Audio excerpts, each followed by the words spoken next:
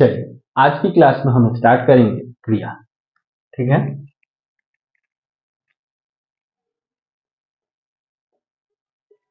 क्रिया सबसे पहले देखेंगे क्रिया क्या है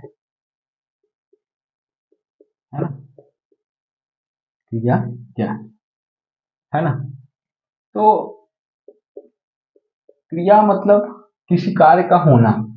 ठीक है, तो जिस शब्द से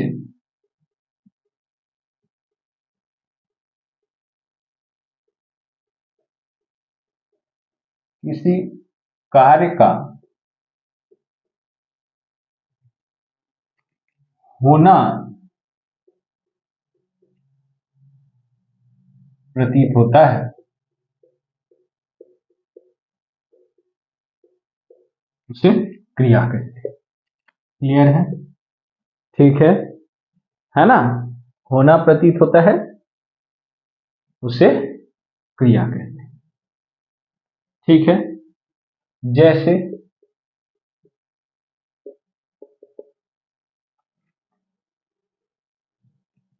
खाना, गाना, रोना, हंसना, ठीक है, इत्यादि। क्लियर है ना। अब एक वर्ड आता है धातु, है ना। तो क्रिया जिस शब्द से बनता है अर्थात क्रिया के मूल रूप को क्या कहेंगे? धातु कहेंगे। क्लियर है? जैसे खाना किससे बना है? खा। गाना किससे बना है? गा। रोना किससे बना है? रो। हंसना किससे बना है? हर्ष। क्लियर है ना। ये सब धातु होते। ठीक है ना। क्रिया जिस मूल रूप से बनता है उसे धातु कहते हैं। ठीक है, क्लियर है। या जिस शब्द से जन्म लेती है क्रिया उसे धातु कहते हैं। अब देखो धातु दो प्रकार के होते हैं, है ना। मूल धातु और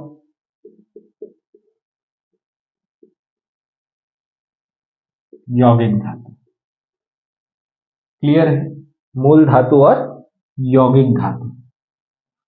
धातु जिस रूप में जन्मा है ना। क्लियर है? जैसे खा, गा, है ना, हंस, ये सब। क्लियर है ना। धातु जिस मूल रूप में जन्मा है उसे क्या कहेंगे? है ना, मूल धातु। और यौगिक धातु अर्थात मूल धातु में प्रत्यय लगा के बनाया जाता है। ठीक है, मूल धातु स्वतंत्र होता है अर्थात किसी पर आश्रित नहीं होता।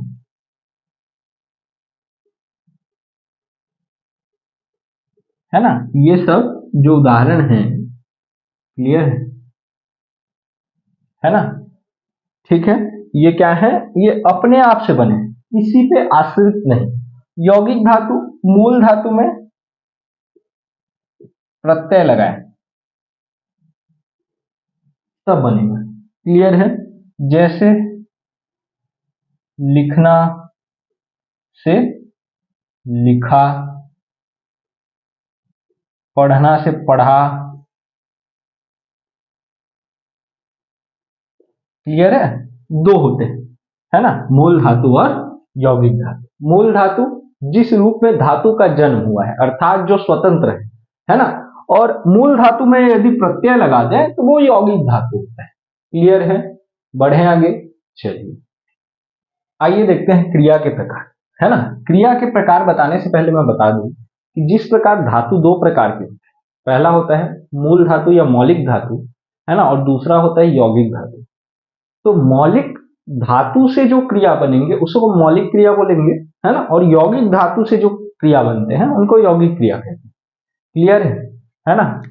ठीक है, अगर प्रश्न पूछे तब की बात है, अगर प्रकार की बात करें तो इसको अलग अलग प्रकारों में देखेंगे हम लोग। ठीक है ना?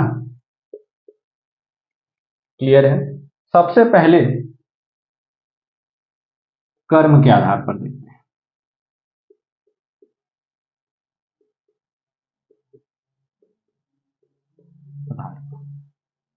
ठीक है, दूसरा देखेंगे हम अर्थ के आधार पर।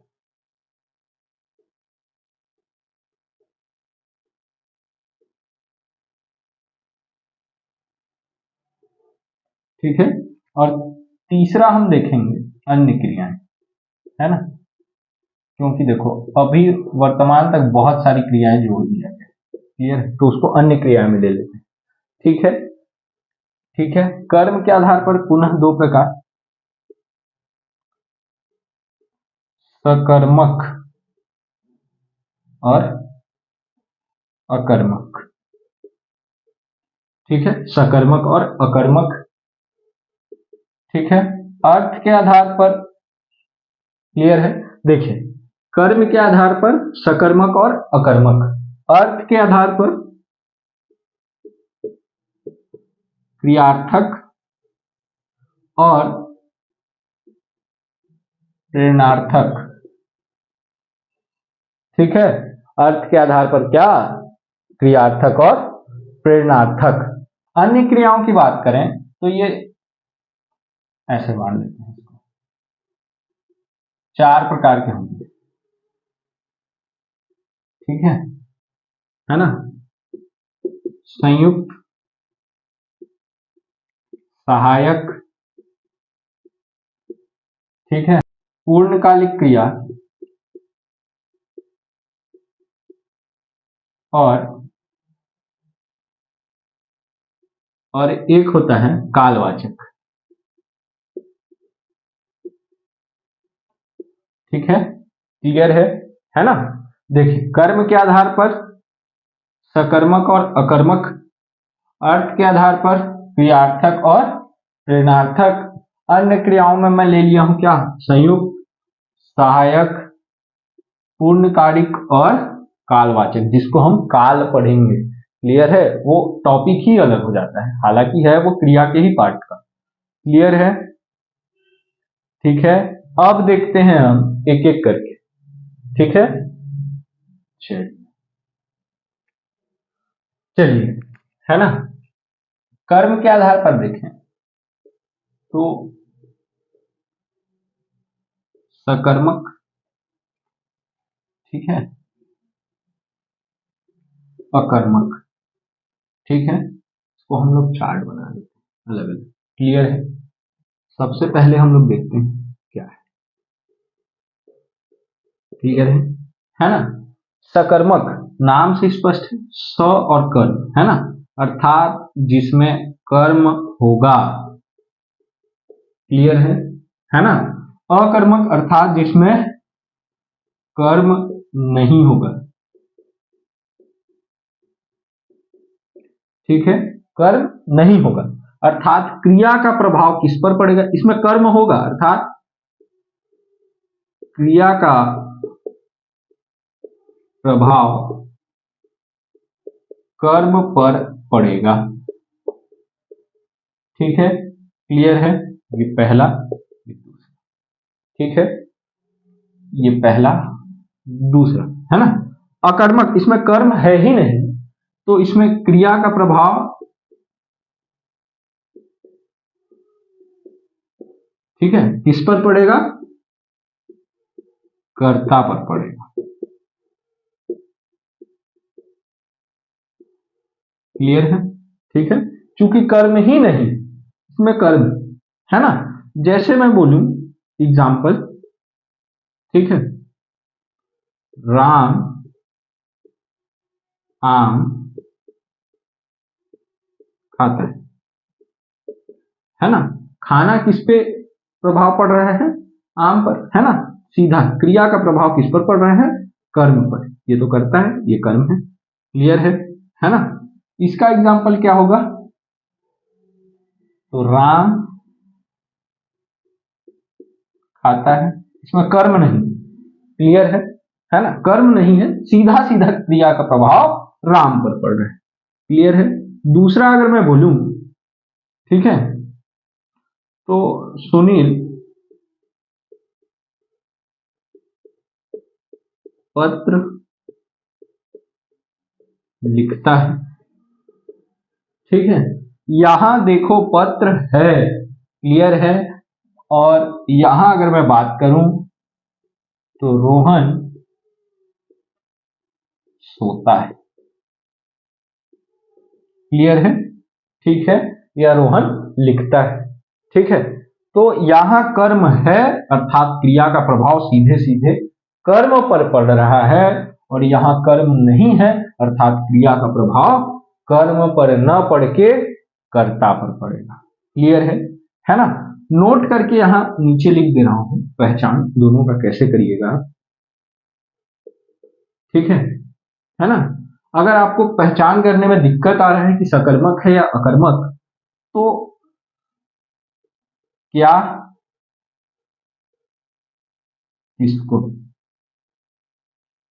ठीक है, क्लियर है, क्या किसको करके यदि प्रश्न करें उत्तर मिलेगा तो वो होगा क्या, है ना, उत्तर मिले तो वो क्या होगा, सकर्मक होगा। क्लियर है। और उत्तर नहीं मिलेगा तो वो अकर्मक होगा। जैसे राम क्या खाता है, आम खाता है, मिल गया। राम क्या खाता है, उत्तर मिला नहीं, अर्थात अकर्मक, इसमें उत्तर मिला। ठीक है। सुनील क्या लिखता है, पत्र लिखता है। ठीक है। रोहन, ठीक है, क्लियर है ना, इसमें भी नहीं मिलेगा उत्तर। क्लियर है। सकर्मक क्रिया पुनः दो प्रकार की, है ना, वहां जगह नहीं था इसीलिए यहां कर देना। ठीक है ना। सकर्मक अर्थात जिसके कर्म होते हैं, तो जहां एक कर्म होगा उसे एकर्मक कहेंगे, जहां दो होगा उसे द्विकर्मक। क्लियर है ना। परिभाषा वही, जहां एक कर्म हो, है ना, और जहां दो कर्म हो। क्लियर है ना। जैसे मैं बोलूं राहुल थप्पड़ मारा, मारता है। क्लियर है ना। तो यहां बता दे रहा हूं राहुल, ठीक है, राहुल ऋषि को थप्पड़ मारता है, या मारा लिखो, इसको मारा करो ज्यादा सही है ना। ठीक है, क्लियर है। तो यहां देखो दो कर्म, एक तो ऋषि और एक थप्पड़। ठीक है ना। जैसे मैं बोलूं अध्यापक है, अध्यापक हिंदी पढ़ाते हैं। क्लियर है। यहां मैं बोलूं तो अध्यापक छात्रों को, है ना, हिंदी पढ़ाते। क्लियर है। यहां भी दो कर्म है, छात्र और हिंदी। क्लियर है। यहां एक ही कर्म है, तो जहां एक कर्म होगा एकर्मक क्रिया कहेंगे, जहां एक से अधिक कर्म होंगे उन्हें द्विकर्मक क्रिया कहेंगे। क्लियर है ना। वाक्य में यदि एक कर्म हो तो एकर्मक, और जहां एक से अधिक कर्म हो तो द्विकर्मक। क्लियर है। चलिए आगे अर्थ के आधार पर देखें क्रिया के प्रकार, तो ये फिर दो प्रकार के मैं बताया। क्लियर है।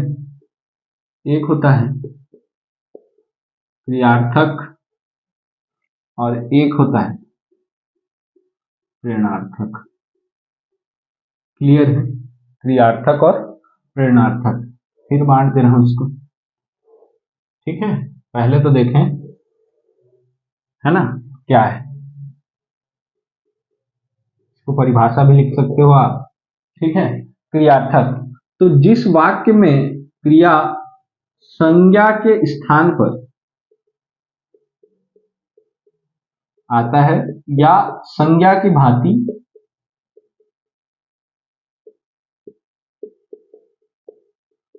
व्यवहार करता है।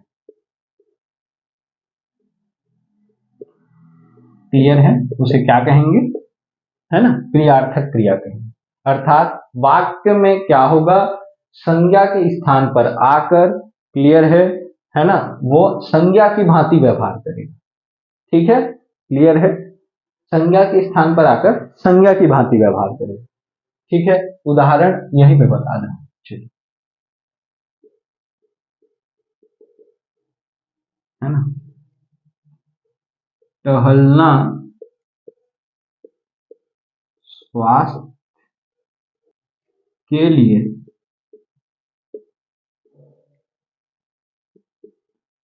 लाभदायक होता है। ठीक है, क्लियर है ना, टहलना स्वास्थ्य के लिए लाभदायक, या मैं बोलूं, है ना, दौड़ना, है ना, हृदय के लिए उत्तम होता है। क्लियर? तो यहां क्या है जी, ये क्रिया है ना, ये संज्ञा की भांति व्यवहार कर रहा है। ठीक है, अर्थात क्रियार्थक क्रिया है ना। प्रेरणार्थक क्रिया अर्थात जहां कर्ता, है ना, कर्ता अर्थात करने वाला, जहां कर्ता क्रिया स्वयं न करके किसी दूसरे से करवाए। क्लियर है? ठीक है, जहां कर्ता क्रिया स्वयं न करके किसी दूसरे से करवाए, अर्थात प्रेरणा दे, मोटिवेट करे कि चल भाई तू कर दे, है ना, खुद नहीं करके। ठीक है, उदाहरण की बात करें तो अभय ने उदय से, है ना, पानी भरवाया। क्लियर है ना। अभय क्या किया, पानी स्वयं नहीं भरा, उदय को प्रेरणा दिया, उदय पानी भरा। क्लियर है? प्रेरणार्थक क्रिया उसे कहेंगे जो स्वयं न करके किसी दूसरे से किया, करवाया। क्लियर है? प्रेरणार्थक क्रिया पुनः दो प्रकार की। ठीक है, चलो इसको वहां बता देते हैं। ठीक, इसको मिटा के बता देता हूं। मैं बात कर रहा था प्रेरणार्थक क्रिया के प्रकार। ठीक है, ये दो प्रकार के होते हैं, प्रथम और द्वितीय। क्लियर है? प्रथम प्रेरणार्थक अर्थात कार्य स्वयं न करके सामने वाले व्यक्ति से करवाने लगे।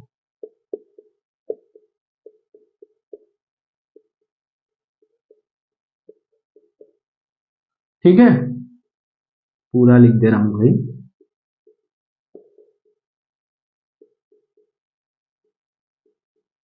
स्वयं न करके, है ना, सामने वाले व्यक्ति से करवाएंगे। और, है ना, कार्य किसी तीसरे व्यक्ति या किसी अन्य व्यक्ति से।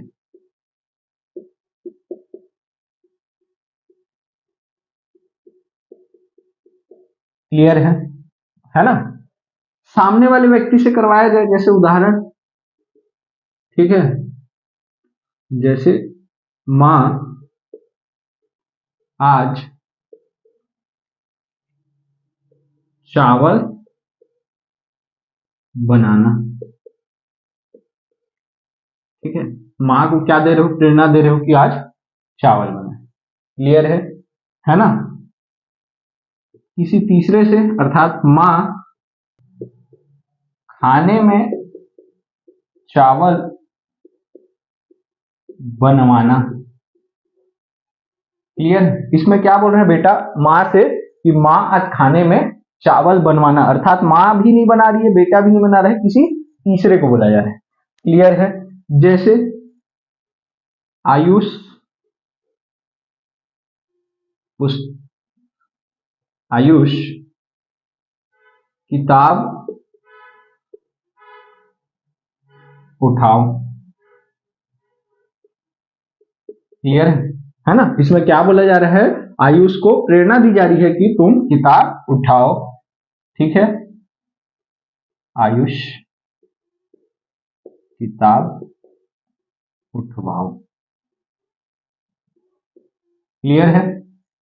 ठीक है, इसमें आयुष को प्रेरणा दी जा रही है कि तुम किसी दूसरे को बोलो किताब उठाने के लिए। क्लियर है ना।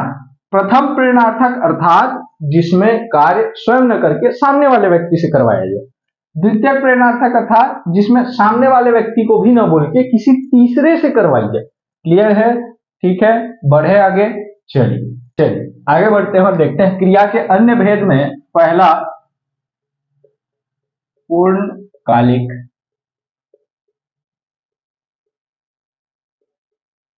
क्रिया।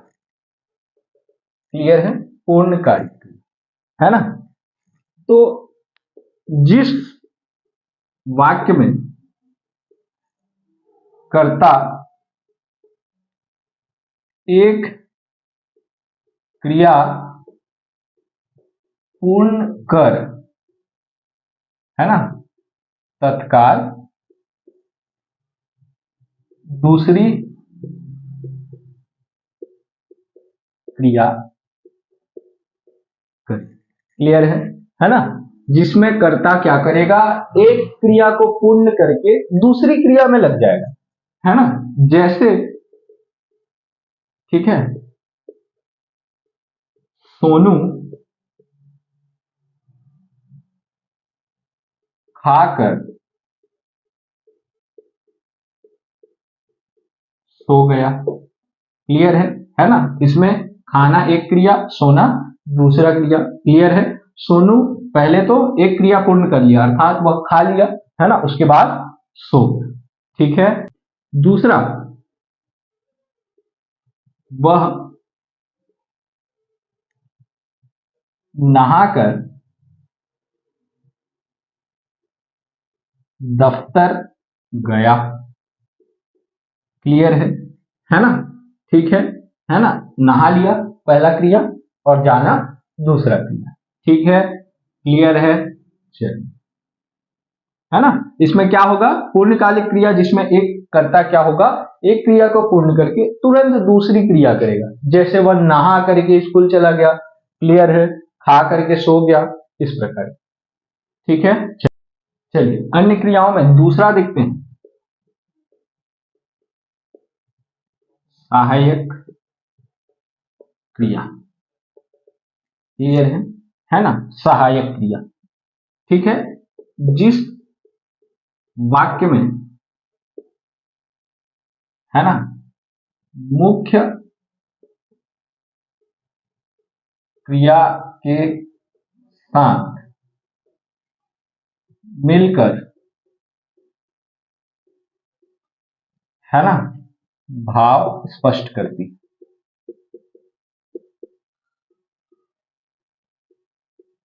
ठीक है, जिस वाक्य में एक क्रिया, एक भूल गए, है ना, एक क्रिया, जिस वाक्य में क्रिया, एक मत लिखो, यहां क्रिया लिख लेना, है ना।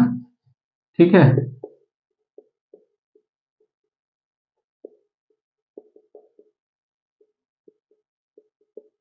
ठीक है, जिस वाक्य में क्रिया मुख्य क्रिया के साथ मिलकर भाव स्पष्ट करती है उसे सहायक क्रिया कहते हैं। जैसे, मैं घर जाता हूं। ठीक है ना। जाना ये मुख्य क्रिया है, ठीक है ना, ये सहायक क्रिया, ठीक है। मैं घर जाता अनकंप्लीट है ना, उसके भाव को पूर्ण करने के लिए एक और क्रिया लगाया गया जिसे सहायक क्रिया कहेंगे, और जो है जाता हूं। दूसरा, वे हंस रहे थे, हंसना मुख्य क्रिया रहे थे सहायक क्रिया, है ना, ठीक है, क्लियर है। अगला है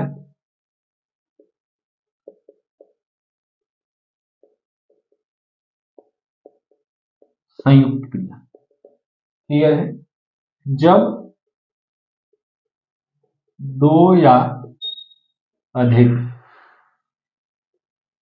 धातु आपस में मिलकर नया अर्थ प्रकट करते हों, क्लियर है। दो या दो से अधिक धातु आपस में मिलकर नया अर्थ प्रकट करते हो, उसे क्या कहेंगे, संयुक्त क्रिया कहेंगे। जैसे वह जाना चाहता है, क्लियर है, जाना एक और चाहना दूसरा, ठीक है, नया अर्थ प्रकट करना है। संयुक्त क्रिया 11 प्रकार के होते हैं,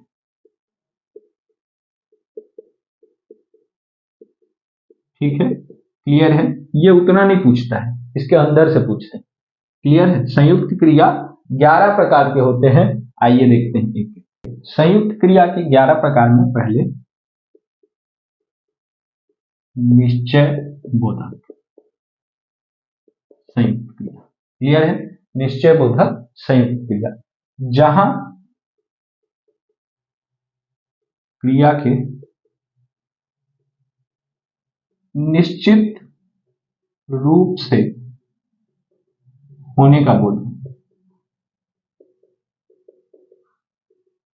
ठीक है, निश्चित रूप से पूर्ण होने का बोध हो, ऐसे भी बोल सकते हो, क्लियर है। जैसे,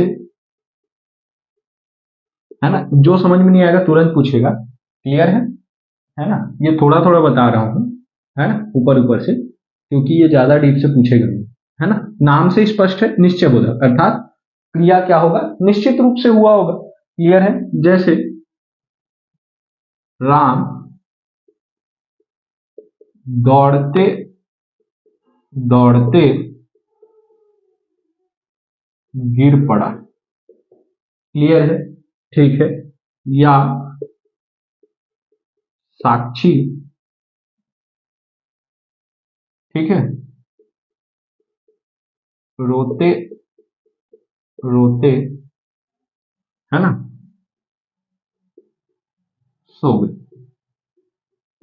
क्लियर है ना, ठीक है ना। इसमें देखो क्रिया के निश्चित रूप से होने का वर्णन हो रहा है, निश्चित रूप से होने का बोध हो रहा है, क्लियर है। जैसे पहले में राम दौड़ते दौड़ते गिर पड़ा, मतलब गिर पड़ा, क्लियर है ना, उसमें गिरना निश्चित रूप से हो चुका है, और इसमें रोते रोते सो गए, अर्थात वह निश्चित रूप से सो गए, क्लियर है।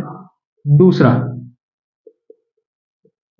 शक्ति बोधक, ठीक है, संयुक्त क्रिया, क्लियर है, शक्ति बोधक, जहां क्रिया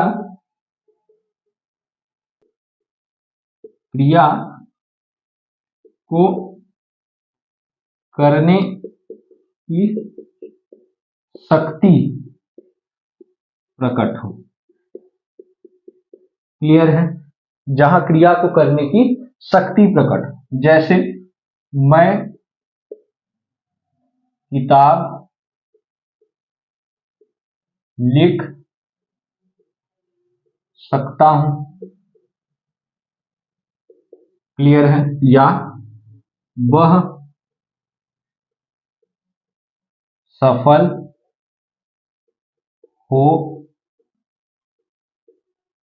सकती है ना, इसमें क्रिया के कर सकने का बोध होता है ना, इसमें सकना सकनी वाला वर्ड आता है, ठीक है, क्लियर है ना। निश्चय बोधक जहां क्रिया निश्चित रूप से होने का बोध होगा, शक्ति बोधक जिसमें क्रिया को करने की शक्ति प्रकट होगी, है ना। क्लियर है ना। चलिए अगला है समाप्ति बोधक संयुक्त, है ना, जहां क्रिया के समाप्त या हो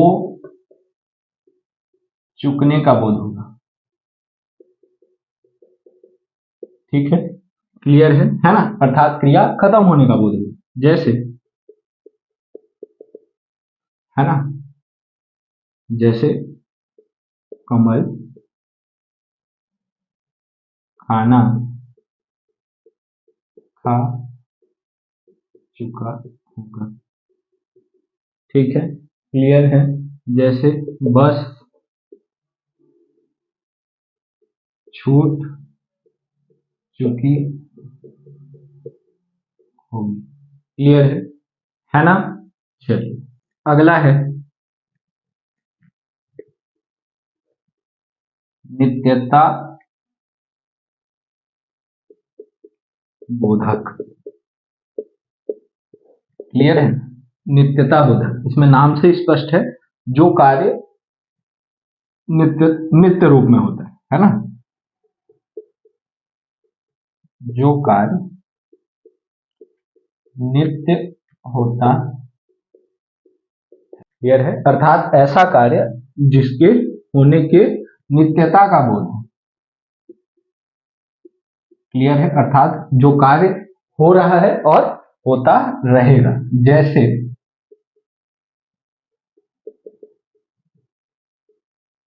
सूर्य पूर्व दिशा से उगता है। क्लियर है ना। या या हिमालय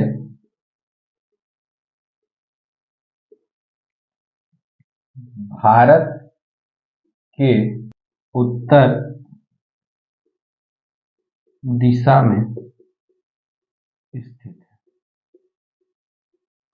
क्लियर है, नित्यता बोधक संयुक्त क्रिया ऐसी क्रिया जिसके नित्यता का बोध होता है ना, अर्थात जो होता आ रहा है और होता रहेगा।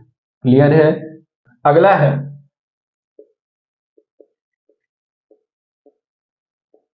आवश्यकता बोधक संयुक्त। क्लियर है ना, ऐसी क्रिया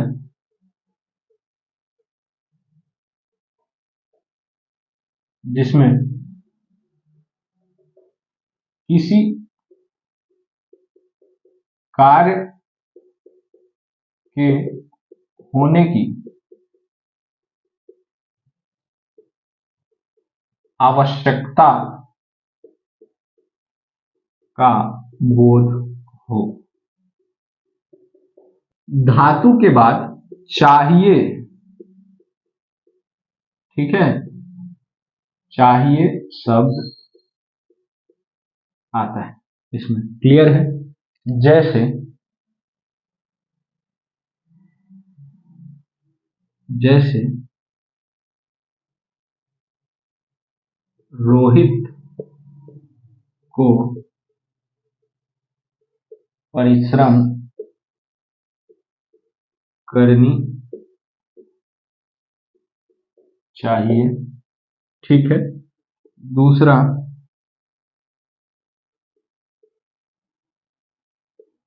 पंकज को, ठीक है,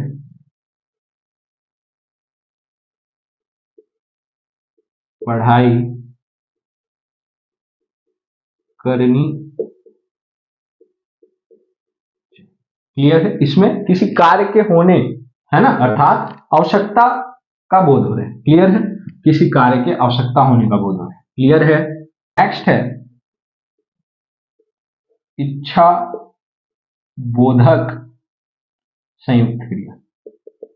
क्लियर है, इच्छा बोधक संयुक्त क्रिया, है ना, ऐसी क्रिया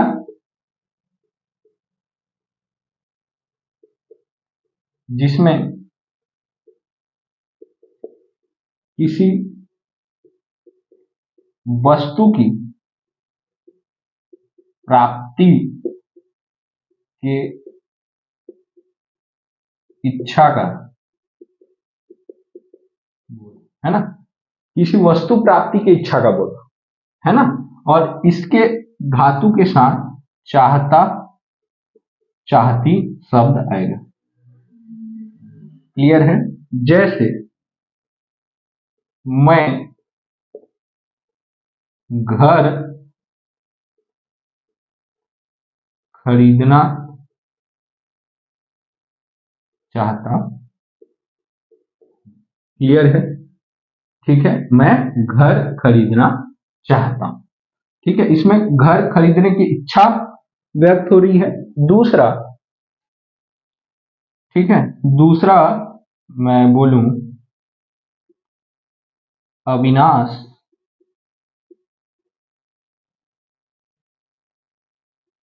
सरकारी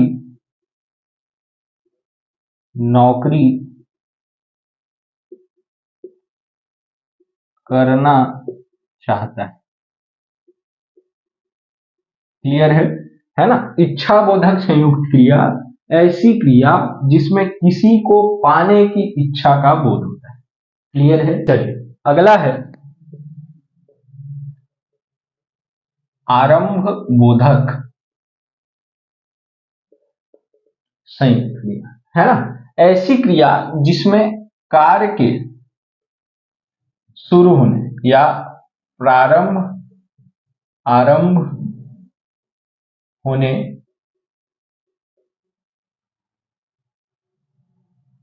का बोध। क्लियर है? ऐसी क्रिया जिसमें कार्य के प्रारंभ होने का बोध। जैसे जया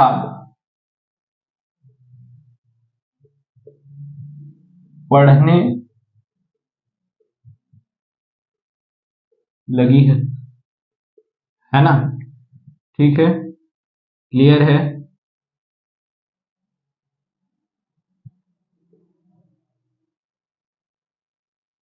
पुष्पेंद्र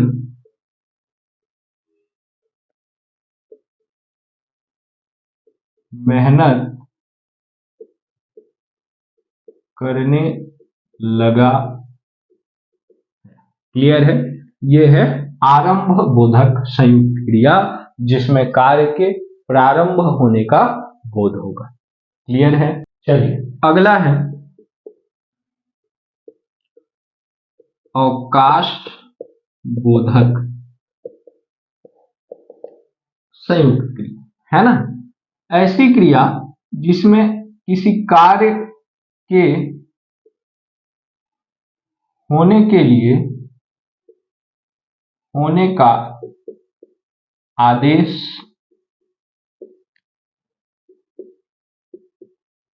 आज्ञा या छूट दी जाए। क्लियर है? ऐसी क्रिया जिसमें किसी कार्य के होने का आदेश आज्ञा या छूट दी जाए। जैसे सुरेश को जाने दो। क्लियर है? सुरेश को जाने दो। जैसे राजीव को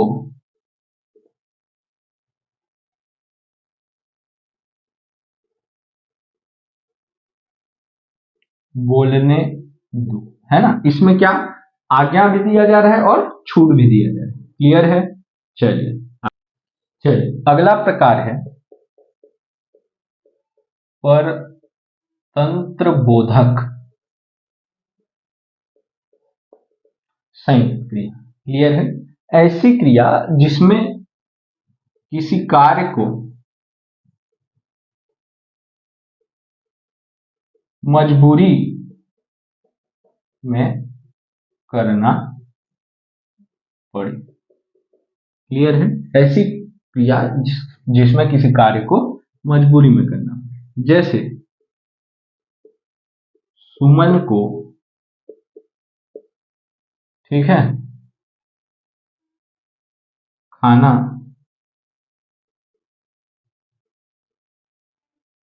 बनाना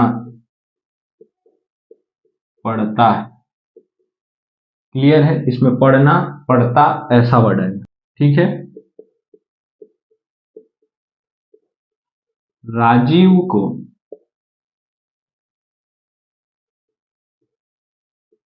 दिल्ली जाना पड़ेगा। क्लियर है, चलिए, है ना। परतंत्र बोधक जिसमें किसी कार्य को मजबूरी में करना पड़ता है तो परतंत्र बोधक संयुक्त क्रिया कहलाता है। अगला है अभ्यास बोधक संयुक्त क्रिया, है ना। ऐसी क्रिया जिसमें कार्य के अभ्यास का बोध। क्लियर है ना। अभ्यास के बोध। क्लियर है, इसमें कर्ता करती ऐसा वर्ड आएगा। क्लियर है, जैसे राहुल खेला करता है, या नीतू पढ़ा करती है। क्लियर है ना। इसमें कार्य के अभ्यास का बोध होता है, अभ्यास बोधक संयुक्त क्रिया होता है। ये हो गए 10, है ना। क्लियर है, काउंट तो नहीं कर रहा था लेकिन 10 हो गए। एक बचा है एकार्थक, ठीक है। 11वां है एकार्थक बोधक, है ना। एकार्थक और एकार्थक बोधक अलग है। इसको पुनरुक्त क्रिया भी कहा जाता है। क्लियर है ना। ठीक है, जिसमें दो क्रिया एक अर्थ प्रकट करें।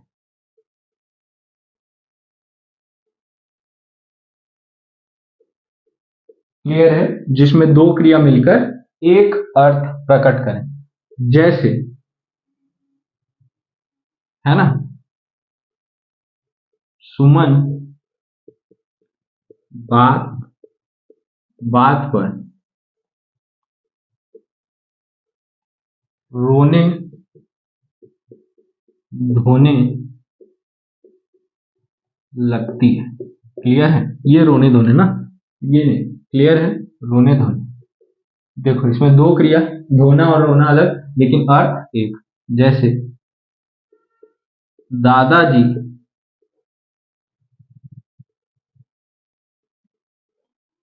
चलने फिरने लगे हैं। क्लियर है, ये देखो, चलना फिरना, है ना। ठीक है, एक ही अर्थ प्रकट हो रहा है। क्लियर है, अर्थात एकार्थक या पुनरुक्त संयुक्त क्रिया है। क्लियर है, ठीक है।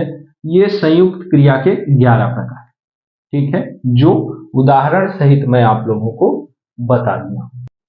इन सभी प्रकारों को छोड़कर भी एक प्रकार होता है जिसे विधि क्रिया, ठीक है, ये होता ही है अवकाश बोधक क्रिया के जैसे। ठीक है, क्लियर है, ये संयुक्त क्रिया का हिस्सा नहीं है ना। इसको नोट करके अलग से लिख लेना, विधि क्रिया ऐसी क्रिया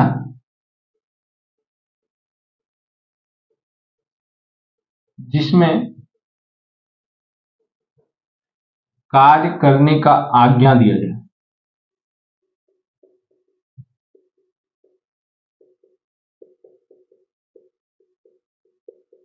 आज्ञा दी जाए, जैसे स्कूल जाओ,